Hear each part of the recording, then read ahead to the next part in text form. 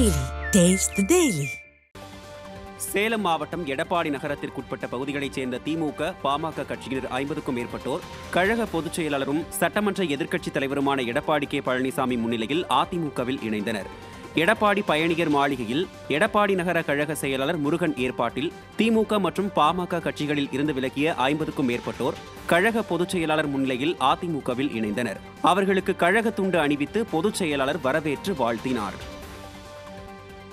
சேலம் மாவட்டம் எடப்பாடி சட்டமன்ற தொகுதிக்கு உட்பட்ட பகுதியில் அதிமுக சார்பில் நீர்மோர் பந்தலை கழக பொதுச் செயலாளர் எடப்பாடி கே பழனிசாமி அவர்கள் திறந்து வைத்தார்.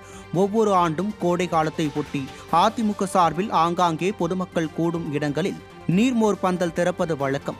அதன்படி எடப்பாடி சட்டமன்ற தொகுதிக்கு உட்பட்ட கொங்கணாபுரம் பேருந்து நிலையம் பகுதியில் கொங்கணாபுரம் ஒன்றியம் மற்றும் பேரூர் கழகம் சார்பில் அமைக்கப்பட்டுள்ள நீர்மோர் பந்தல் திறப்பு விழா நடைபெற்றது.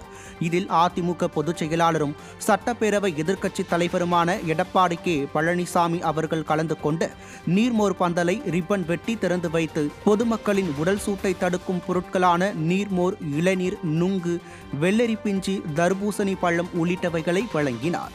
இந்த நிகழ்வில் கொங்கணாபுரம் ஒன்றிய அம்மா பேரவை செயலாளர், ஒன்றிய பேரூர் கழக நிர்வாகிகள் பலர் பங்கேற்றனர்.